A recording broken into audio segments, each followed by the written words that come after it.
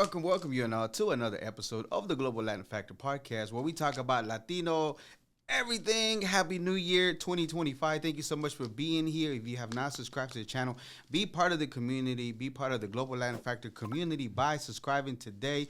Give us a like, give us a comment, and if you comment, I am going to personally send you, digitally send you a free shirt. We're going to be doing some more giveaways this year, 2025. Make sure you subscribe, let us know, so that way we can send you a shirt.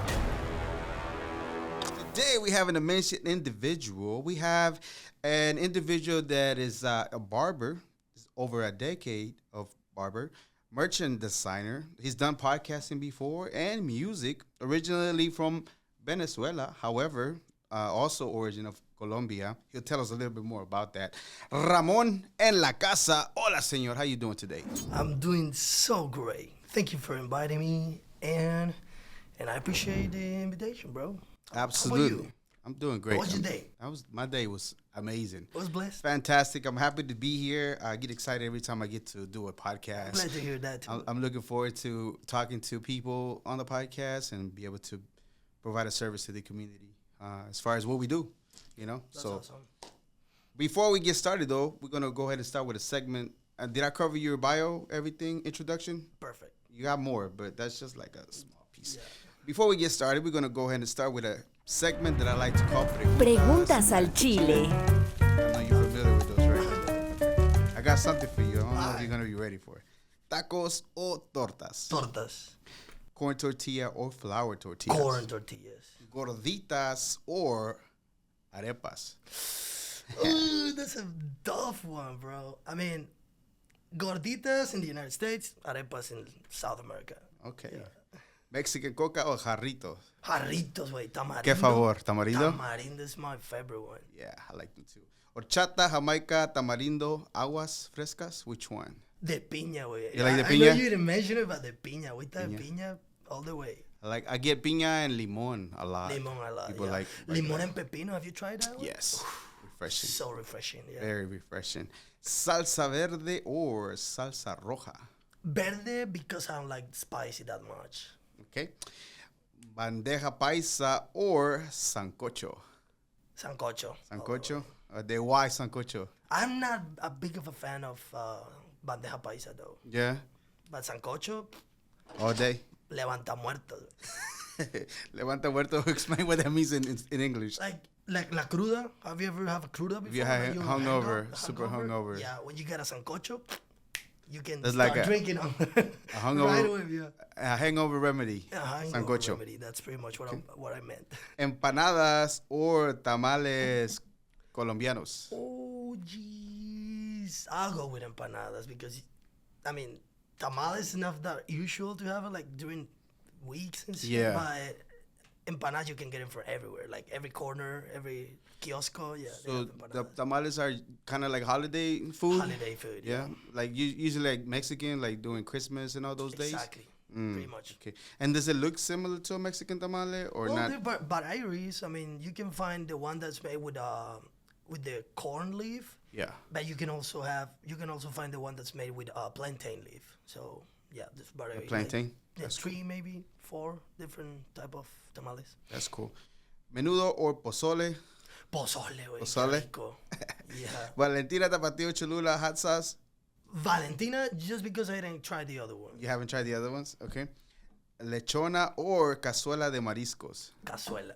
Yeah. I'm a big of a fan of seafood, so cazuela. I mean, I like lechona.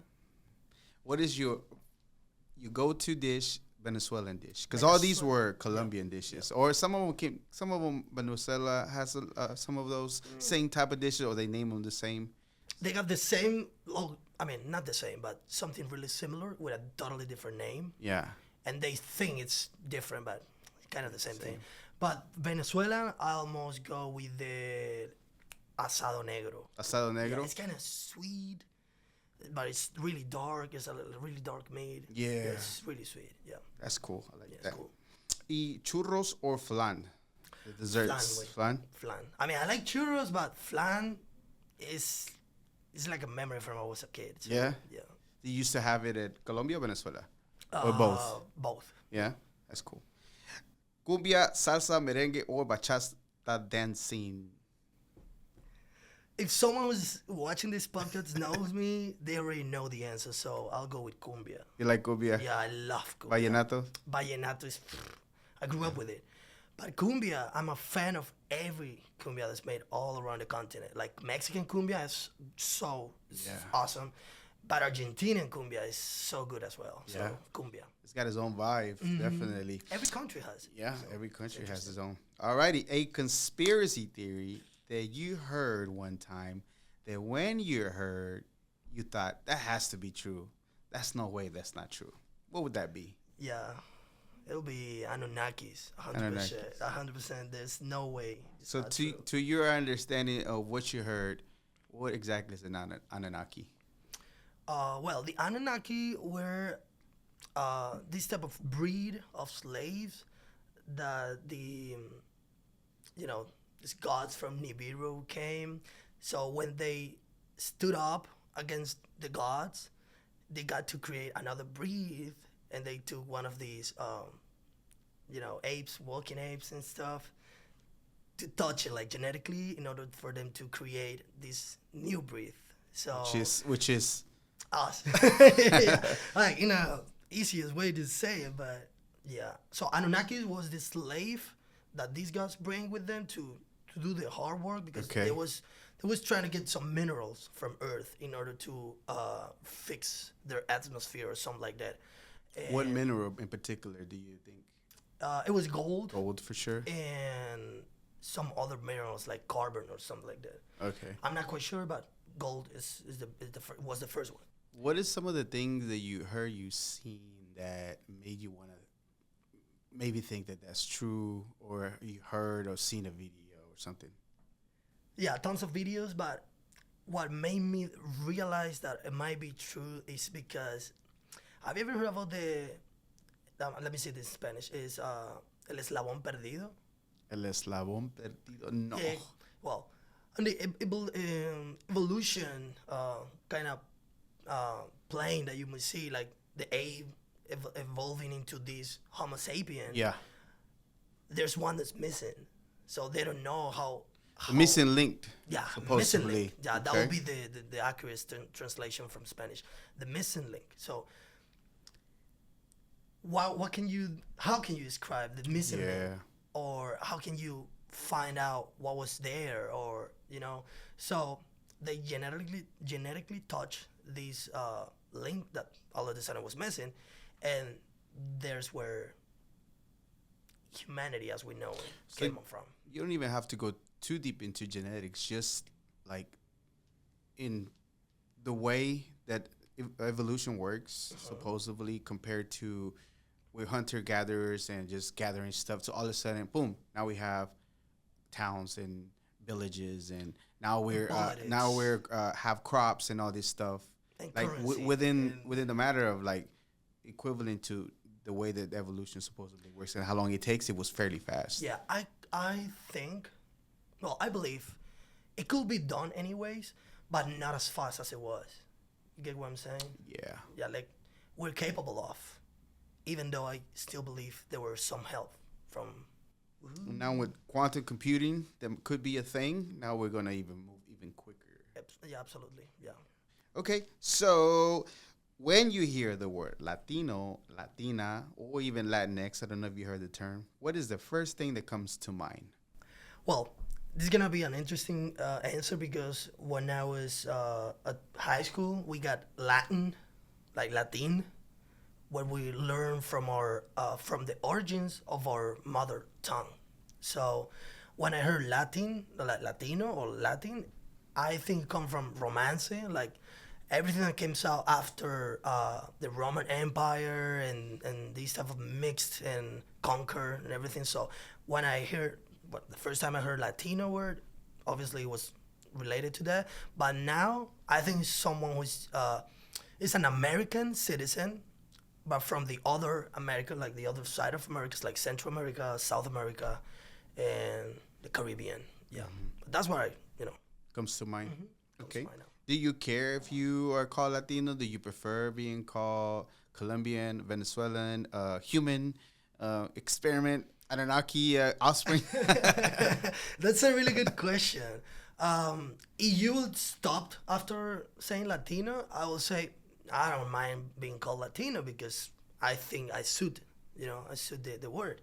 However, I would be rather called as a universal citizen. Universal citizen. Yeah, because I don't really believe in boundaries and borders and I like that. I think we're all the same. I mean, same globe, same thing, different varieties of the same kind of stuff. Well, offsprings, Anunnaki offsprings. Okay, tell me. Let's get to your interview part. So you were telling me a little bit. I don't want to get it too long, but you brought something to my attention I didn't know. So were born in Venezuela, but you grew up in Colombia, and you have dual citizenship. And you told me that's kind of sort of something that happens usually.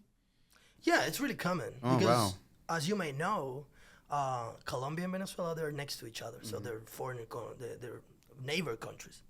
So it's more common to the border, like cities like Cucuta and San Cristobal. They're less than 30 minutes away from each other, and so that happens to Maicao and La Guajira. They're really close to each other too. So it's really common that there's people mixed from Colombian fathers and Venezuelan mother, the same way the opposite. Yeah. So it's common. And in the United States, you may surprise how many people mixed from South America is in the United States too. So yeah, it's common. I always like this question as far as, is there an interesting story of your journey to the U.S.? Like, for example, for me, I was like literally crossed illegally. That's a child, went under in a tube, under a fence, ran away from, I didn't see the immigration, but I kind of ran away. I thought they were chasing us. And then, we used other people's documents and got to the U.S., and it was illegal for a long time until we're good. We're good. We're good right now. Well, I'm a citizen. Don't come for me no more. I'm telling you. You're not going to like the I'm an American citizen version of me. But I'm saying that's how it happened for me, right? Yeah. I had no really say so. For you, how was your journey here? And is it much different than any other person from Colombia, Venezuela, their journey over here? Or you think it's pretty similar? It depends. It depends on the way that you're trying to go into your journey. In my case, it wasn't that difficult because as I enter as a Venezuelan, they get some like benefits for Venezuelan, even though if they're coming illegally. You get what I'm saying? Like asylum and different things like there's that. Also a TPS, which is I think it roughly translates to temporary permit status. I got you. That I already applied to, so don't come after me. I'm on the way to be legal, but yeah. And my journey was, it was such an experience, bro. I went across through land and sea and air just to get here, but it was such a good time. It was tough, I ain't gonna lie, but it was a lot of knowledge, a lot of learning too out of it.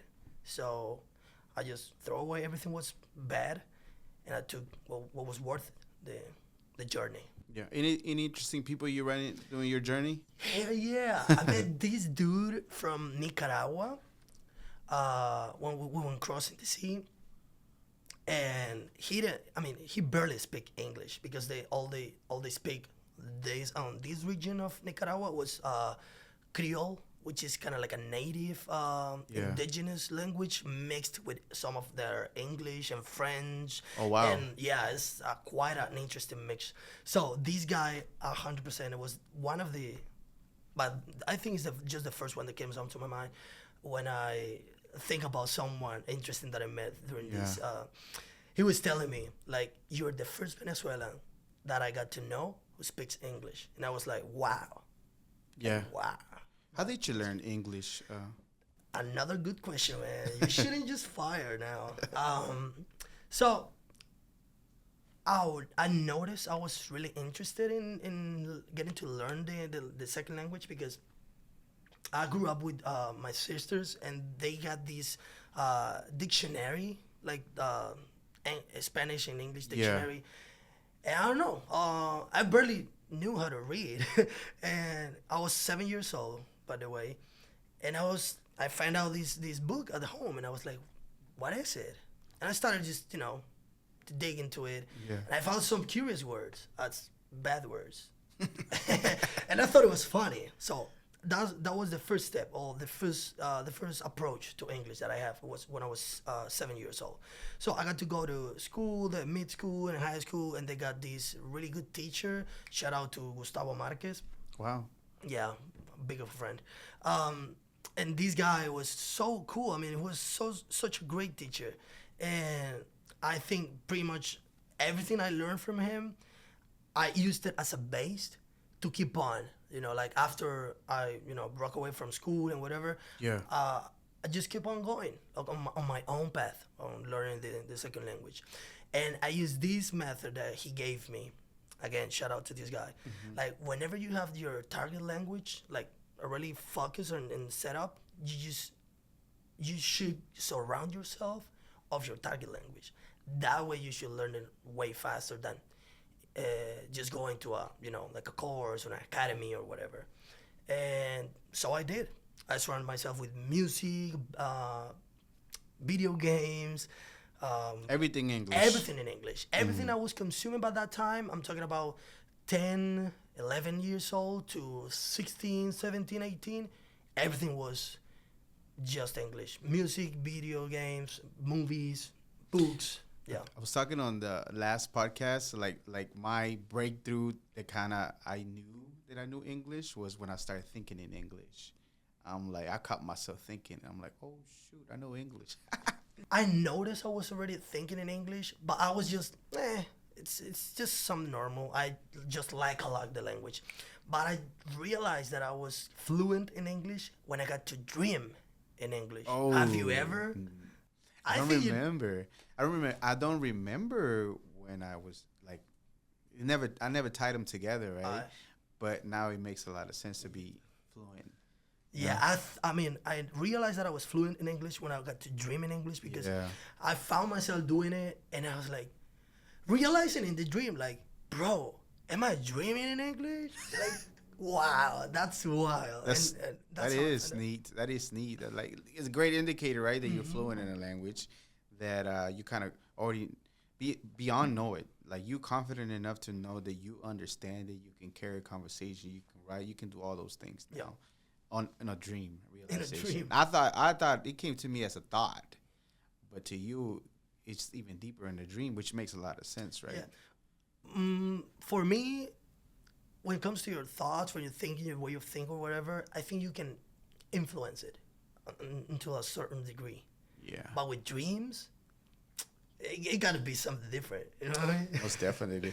Okay, so now you have done a variety of things. You've done podcasting before. Now you do barber, clothing design. You done music before. Which one in sequence? Let's go in sequence. Which one started first? Was it the podcasting, the music? Let's start with graphic design. So you started with graphic design. Yeah, I started graphic That's design. some of the first things that you kind of sort of learned, wanted to do. What made you want to do it?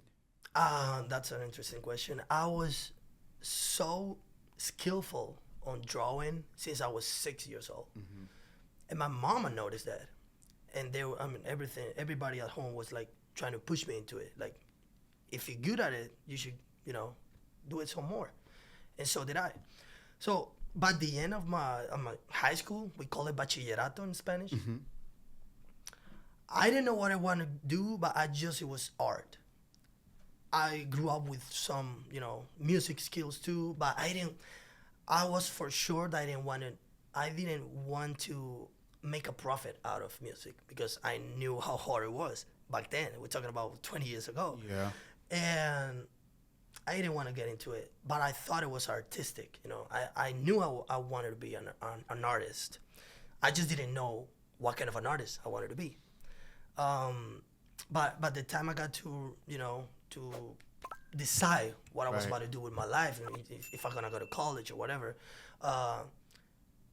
I got to know these different, ways to become an artist after you go to college. One of them was architecture, because if you're good at drawing, you may be a good architect. Who knows? And graphic design. So I went with graphic design, and it was, I think, one of the best choices that I made in my life. I didn't finish though, because the time was so rough. The time was so difficult for me, and I couldn't just keep on going with that. I mean, I realized that I will end up, because I was actually avoiding ending up working as a 9 to 5 kind of job, sitting to a desk all day, getting yelled at, and I knew I didn't want that with any other type of career. Right. And I thought being a graphic designer would be different, but hell no, it was exactly the same thing. And I was like, I mean, I love graphic designer, but I ain't not gonna go into that bucket, you know what I mean?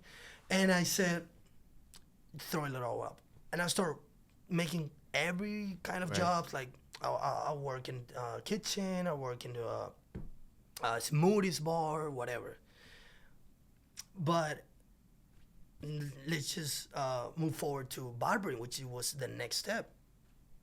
I said, okay, I'm not gonna be a graphic designer for a living, but I still like it, so I can do it.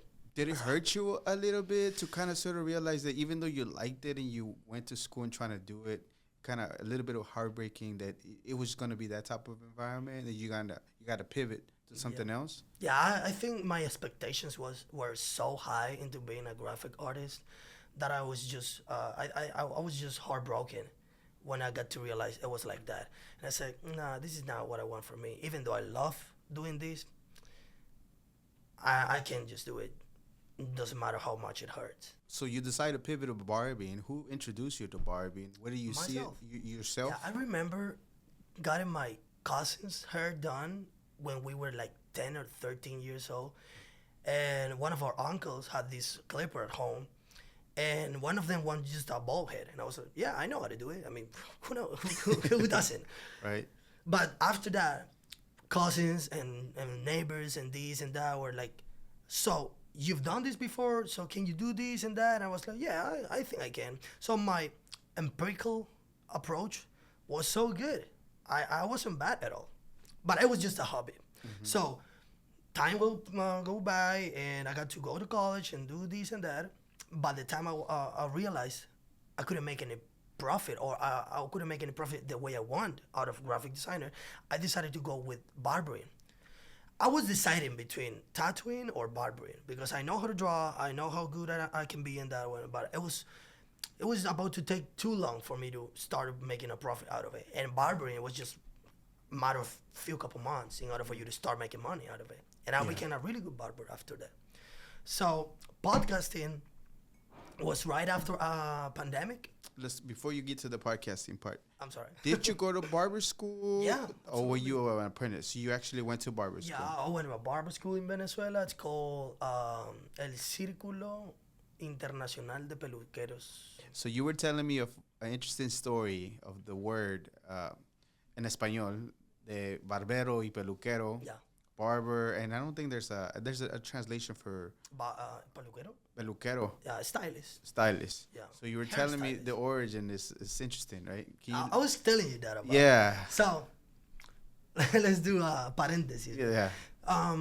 So, the academy is called El Círculo Internacional de Peluqueros because they don't just teach you how to barber. They teach you all kind of stuff. You can just go to get a color degree, like people that only do ombre hair and dye and so stuff. it's both women and men? And women and men. Okay. I mean, they teach you how to mix colors and how to mix... so it's a whole cosmetology type of situation, not really a barber? Mm-hmm. Okay. I went to the barber course, but there's also this stylish course and the colorimetria. I don't know if there's a word in English for that one, but colorimetria is basically... the color metric. Let's make it up. I don't know. Just making it up. I don't know. Yeah. And yeah, it's kind of like a career where they only teach you how to mix and mess up with colors and all type of product for you to do a hair color. Yeah. Nice. So the difference between a barber and a peluquero or a stylist is that the el barbero or the barber is a way anxious profession than just the peluquero.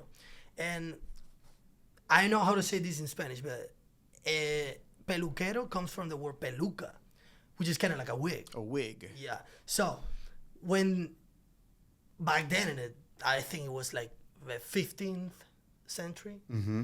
It was kind of like a thing, right? Like wearing Wear wigs wigs. and stuff. So you don't go to get a haircut. You just go to the peluquero or the wigger Yeah. to get your wig fixed up. You know Yeah. what I'm saying? And that was the thing back then. And by that time, barbering was not a thing at all. But we have registers from ancient Egypt where the pharaoh used to have his own barber, personal barber. Yeah. So barbering is way more ancient profession than stylish. Yeah. And well, you hear the saying, the big wigs, those kind of sayings that you come up, that you hear just talking in conversation, like the big wigs or this and that. I was watching a video about barbering, and I remember part of the history of barbering was their logo, the little pole, little and pole. the colors, because at one time, They used to do like dental subtraction. So a few medical things, not too much, but a little bit of a medical deals. So then it was as far as I know, it was just dental subtractions. So what they do, it was just like the bandages. Yeah. When they were all covered in blood, they kind of like wash them and put it to dry in one of those like spinning poles. And this is where it come from. It used to be just white and red, but after years of evolution, they came up with the blue, and it became kind of like an icon of barbering. That way. Yeah, that's pretty neat. Okay, so now podcasting. How did you get introduced to podcasting? I know you did it for some time. I know you had a colleague of yours who presents you podcasting. Is it here in the States or is it over there in Venezuela? It was in Colombia. In Colombia. So after pandemic, I got this friend. Shout out to Fabiola Chang. Fabiola was really into creating a podcast from scratch, a philosophy podcast. Pretty much some like philosophy for dummies. For dummies? Yeah, for dummies. Nice. If you don't know thing about philosophy, we were trying to make it fun for you to learn it, Yeah. And I got everything at home. I got the desk, I got the camera, I got the mics, I got everything. And I was about to start a podcast. I just didn't want to start by myself, So Fabiola comes along and say, hey, why don't we do a podcast? You got everything, and I got the idea, because I didn't got the idea, though. Yeah. And she told me, I got the idea, I want to do this and that. And my husband, like Fabiola's husband, back then, he's a writer.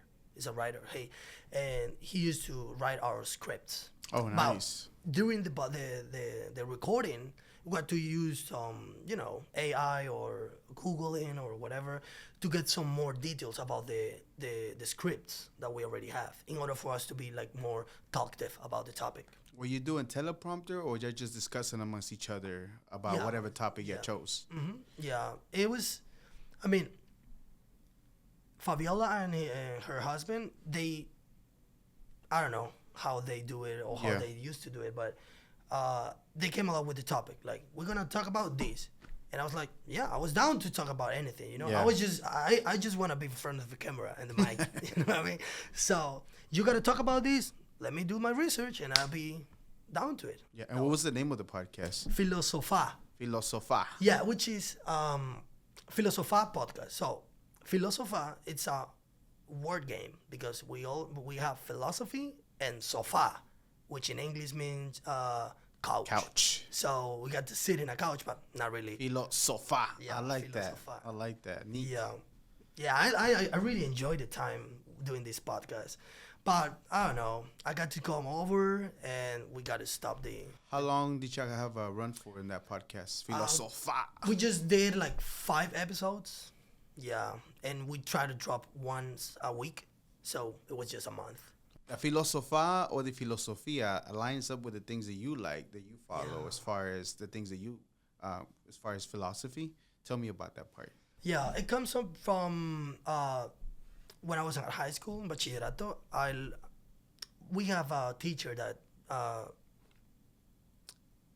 he just teaches philosophy, sociology. I don't know how to say it. Sociology. Sociology. And we also have like psychology. So those 3 topics at school, they really kept my attention. Most likely the philosophy, and I was like, yeah, I want to know, I want to dig more into it. Just because, I mean, the meaning of the word is filosofia, which is amor, like love, to the knowledge. Yeah, translated to in English. So I was really captive about the knowledge itself. So the more you dig into philosophy, the more, I mean, the only goal of philosophy is to get closer to the truth. And that's what I wanted to know, you know, that's what I wanted to do, like to get closer to the truth. And years come by and this and that, and finally I got to know Stoicism, which was a game changer for me in my entire life, because I got to learn a lot of things that I didn't know about back then, but they were so useful. And I must say, I think it's useful for every human being, because what they're teaching you is it sounds so legit and sound so real about what would be a best way for you to live life. Yeah. The dichotomy of control is one of the biggest, one of the biggest things that I've learned from Stoicism, which is just focus on the things that you can control and get rid of everything that you cannot. Right. That way you can live a happier life. Do you recall exactly the moment when you were learning about it and like, this is life changing for me? This is like, oh my God, I can't believe it. Like, you know, I heard of the law of attraction up to a certain point and be like, oh my goodness. It makes you realize and think and be conscious of like, you know, whether this is real or not. At the end of the day, some of these things are playing out, and that's the way that my life is rolling. And it's like life changing if I get it together, right? So for you, when you were learning Stoicism, all of a sudden, was there a moment of time like, man, this is going to change my life? Yeah. When I start realizing there was, let me say this in Spanish first, and then I got to translate it. Cuando me di cuenta de que poner en práctica todo lo que había aprendido tenía su fruto. So, the results themselves, like every result that I got to see after, you know, getting into practice, whatever tip. So everything that you learned, that you put into practice, you saw fruits eventually of all that work that you learned about, that you implemented in action. Exactly. You saw fruits of that.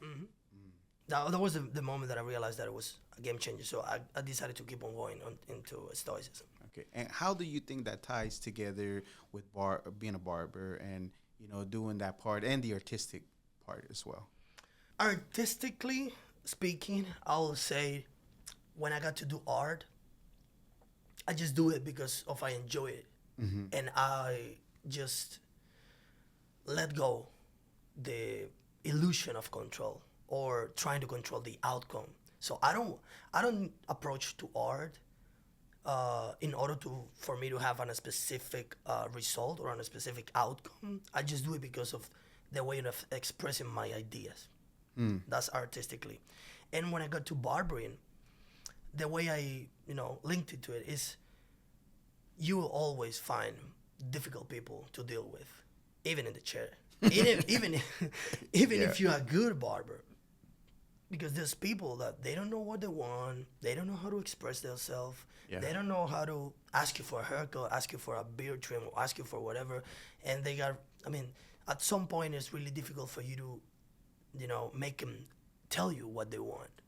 So being a Stoic made me realize that it's nothing that personal for you to, you know, to be upset about. There's no way you can control that either. What you can control is your behavior in front of the situation. So what can you do to make them describe what they want? Okay. That's the way I linked it to it. So what is one of the main things that you kind of go to that helps you kind of help somebody that doesn't know where they're heading to open up about what they want? I'll say proving questions. Like, you don't want these. Like, do you like these? Have you had this before? What do you think about these other? Like, if we do this, if we do that, or whatever. So, proving question must be like the main thing for me that helped me a lot in order to get the information I was looking for me to do my job. Probing questions helps a lot, and that kind of tie with stoic, being stoic, because you kind of learned about it, and that helps you be more patient with the person and try to, like, there's so many people in different walks of life, right? And you don't know what they've gone through and everything, or why they don't have the words. Even though it's something as simple as like a fade, but I don't know why they can't kind of sort of get it into words to be a fade. So you like this, you like low, you like high, things like that. Okay, I know what you want. Exactly. And that for me, my friend, is what I can control. Like the way I speak to them in order for me to get the information I want.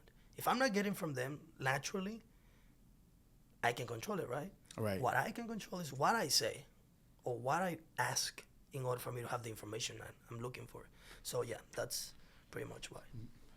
Did you ever run into a situation with a customer, a client that was super difficult, that even though you used everything that you have learned to, even though you know you cannot control it, still kind of sort of touch your buttons a little bit, that you were like maybe not able to service them? Or has it ever gotten to that point at all? Yeah, it definitely happens before, even though I don't let it escalate it as much as it should, or depends on the situation, because I don't want give away my peace. I don't want to give away my calmness and right. Yeah, and but I might be triggered until a certain point where I start making questions, like ironically or sarcastically, because I mean, what annoys me the most is that we already spoke about something in a specific.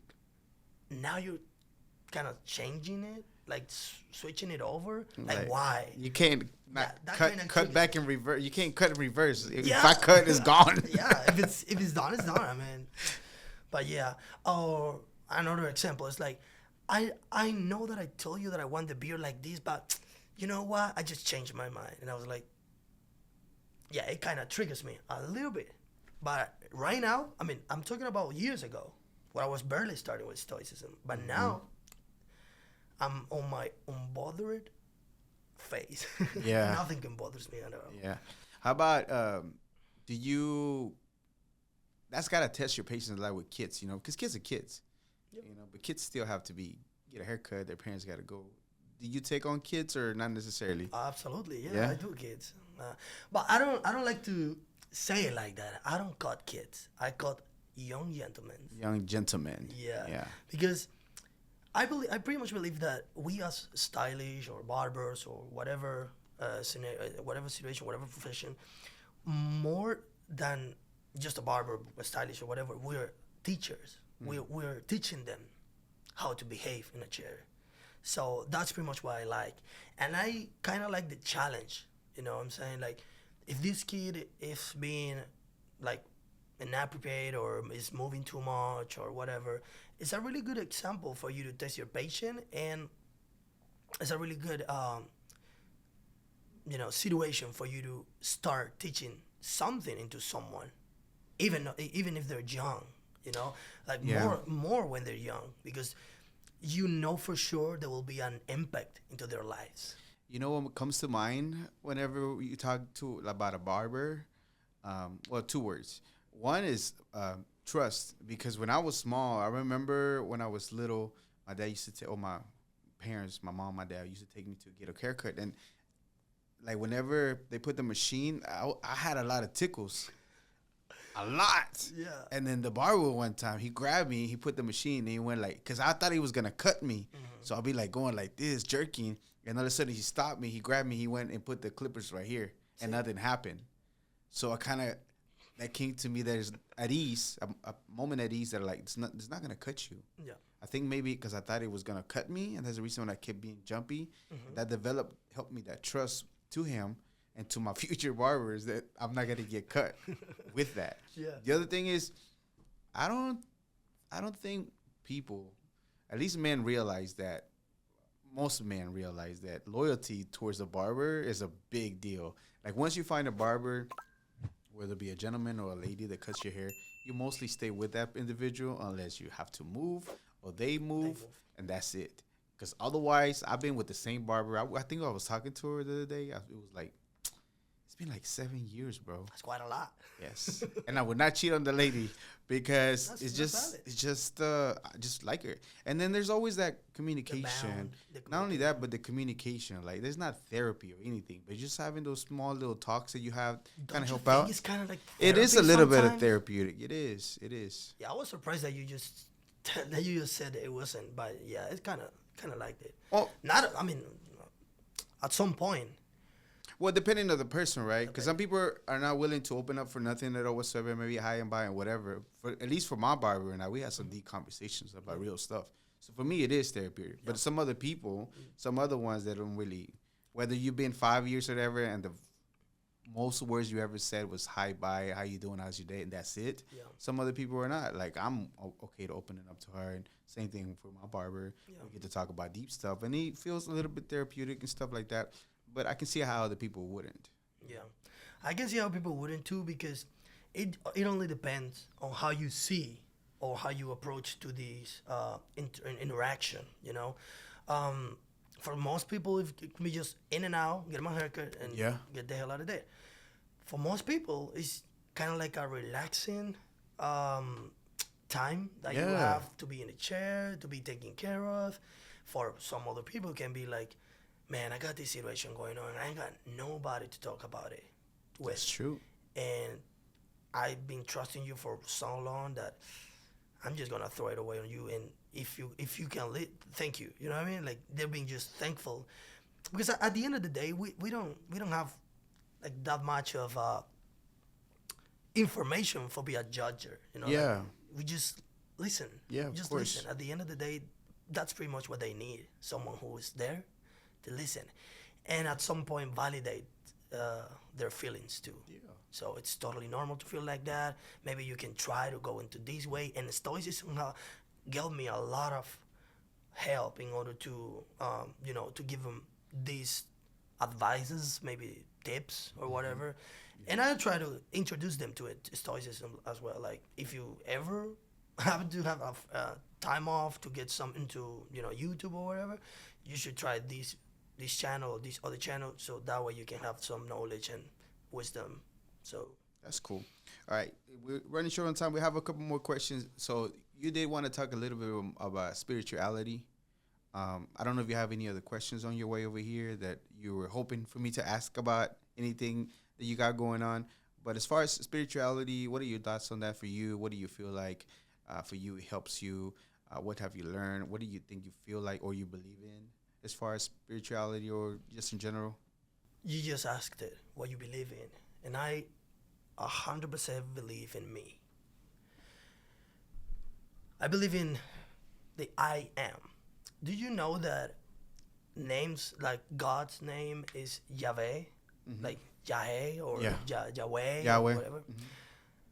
So from Hebrew, it pretty much translates to I am.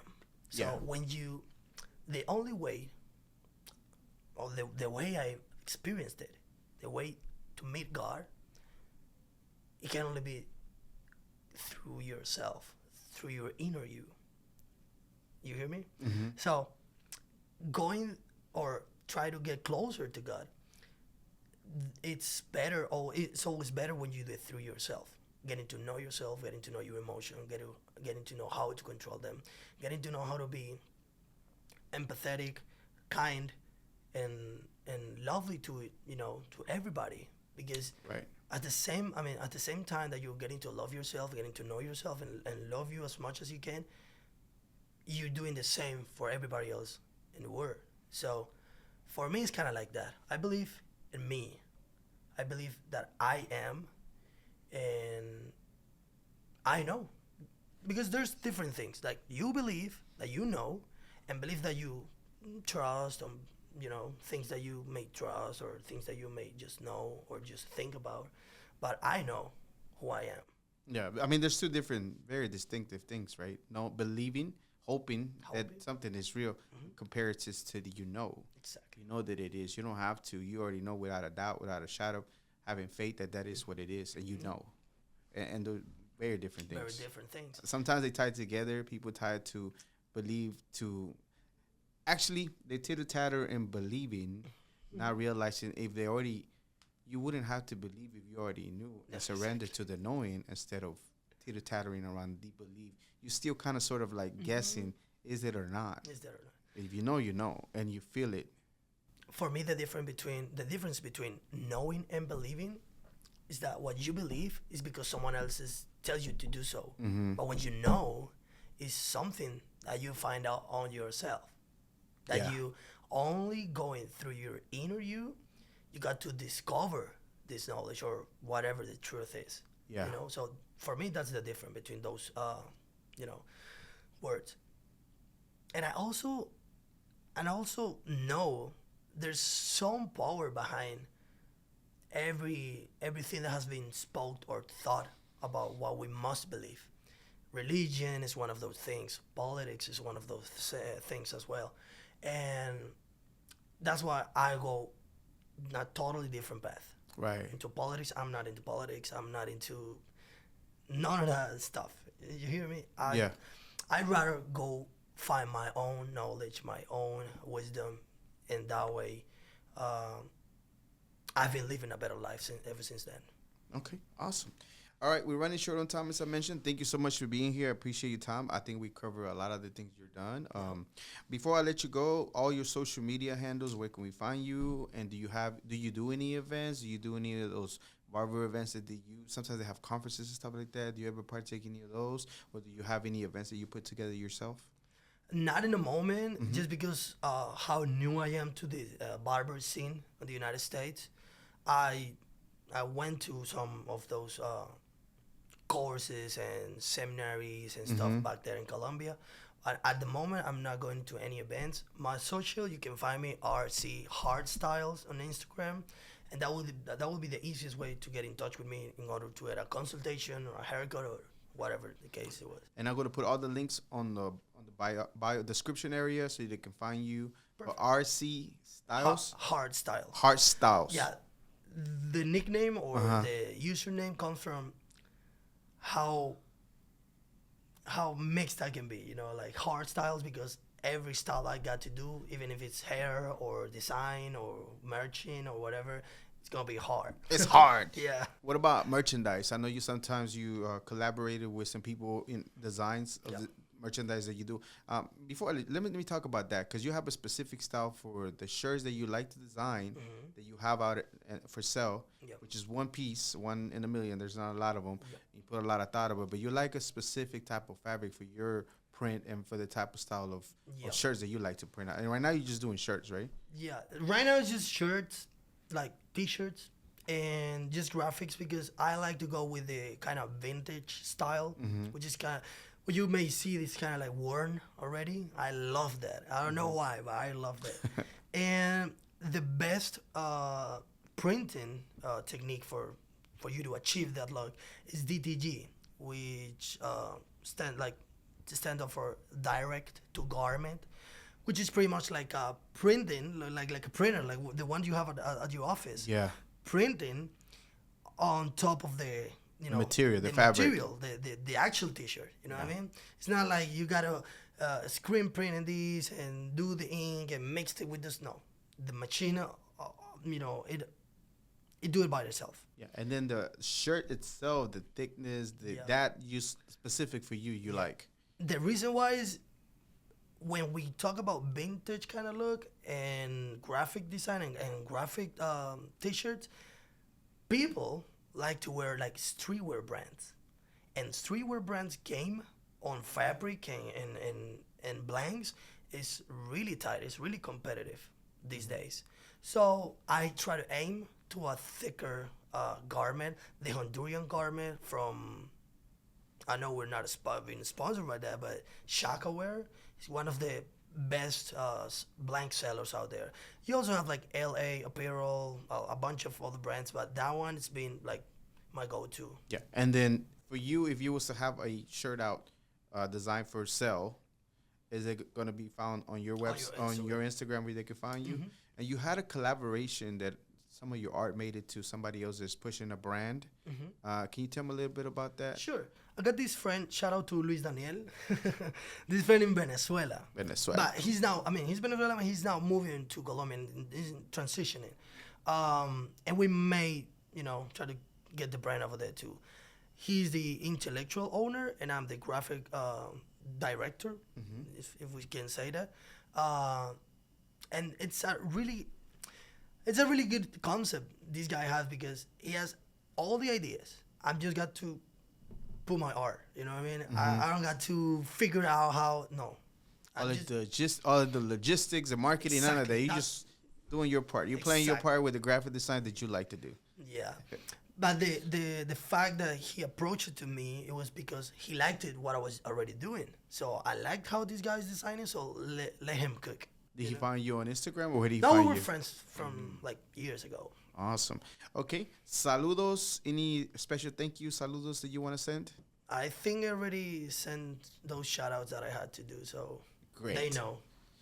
What is an important lesson that you learned doing barber or graphic designer that you learned that you would tell your younger self that will help somebody else out? What would that be?